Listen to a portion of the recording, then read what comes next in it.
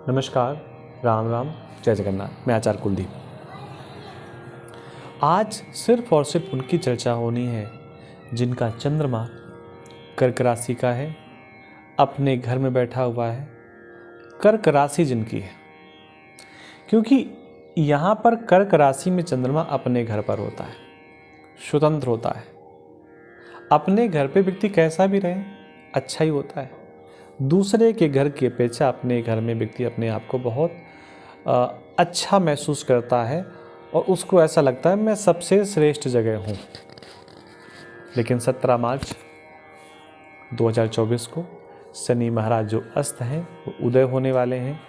तो उदय हो करके वो क्या क्या ऐसे लोगों के जीवन में करेंगे, आपके जीवन में करेंगे, उसी बात को लेकर के हम आपके सामने उपस्थित हुए।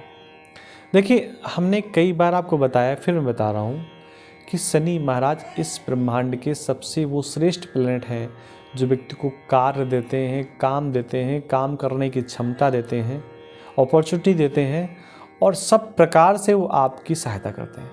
ये शनि महाराज की विशेष विशेषता है। शनि महाराज जहाँ बैठते हैं उस भाव को बड़ा अच्छा करते हैं, बड़ा ठीक करते हैं। लेकिन जहाँ पर शनि महाराज की दृष्टि होती है उस भाव को डिस्टर्ब करने का प्रयास करते हैं। तो देखिए, चंद्रमा अगर कर्क राशि में है, शनि यहाँ पर कुंभ राशि पर है, तो अपनी तीसरी दृष्टि से शनि महाराज यहाँ पर मेष लग्न को देख रहे हैं, मेष राशि को देख रहे हैं। और अपनी 7वीं दृष्टि से शनि महाराज सूर्य को देख रहे हैं। और चंद्रमा से आगे शनि महाराज की दृष्टि पड़ रही है।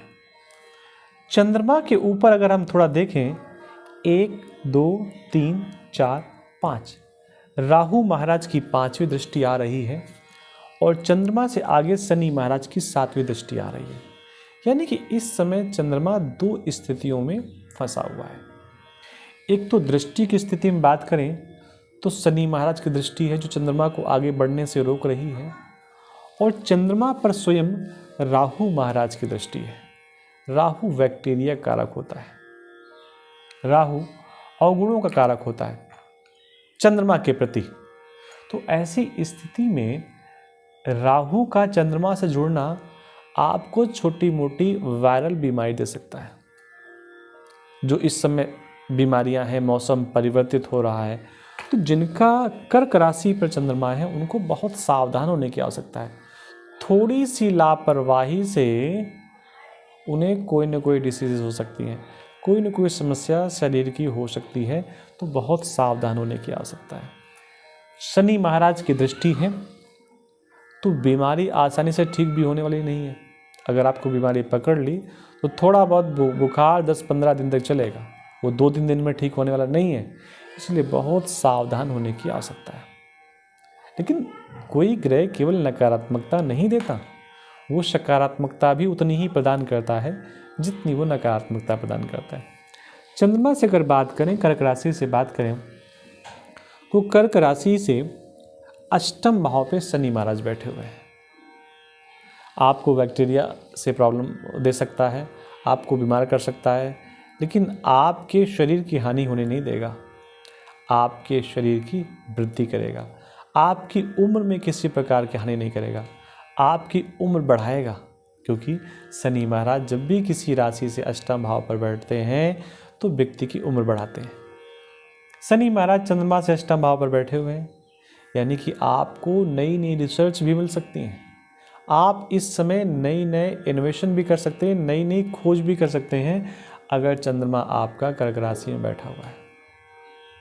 आपको खोज करने से, नया कार्य करने से शनि महाराज रोकेंगे, लेकिन यही शनि महाराज बार बार आपको प्रेरणा देंगे कि आप कार्य करिए। अब एक ही व्यक्ति 2 बातें कह रहा है। भगवान कृष्ण ने अर्जुन से कहा कि अर्जुन, ये जो गुरुपुत्र है इसके प्राण भी ले ले।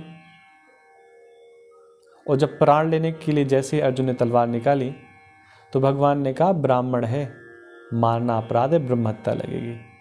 तो प्राण लेना भी है और प्राण नहीं भी लेना, 2 स्थितियां एक साथ कैसे हो सकती हैं। इस बात को केवल अर्जुन समझ सकते हैं, क्योंकि भगवान के निकट हैं।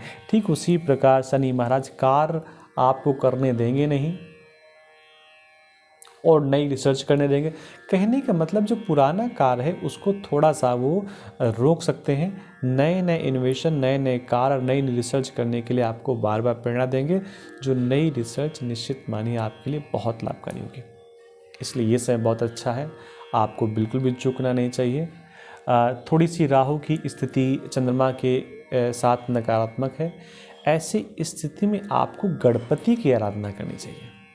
देखिए, कर्क का चंद्रमा भी है आपको, तो आपको गणपति की आराधना करना चाहिए, गणपति की शरण में जाना चाहिए, गणपति को दूर्वा अवश्य अर्पण करना चाहिए। अगर ये प्रक्रिया आप बुधवार को करें तो बहुत अच्छा है। किसी कारण से बुधवार आपको नहीं प्राप्त हो पा रहा है तो चतुर्थी को करें, वो चाहे कृष्ण पक्ष की चतुर्थी हो या शुक्ल पक्ष की चतुर्थी हो।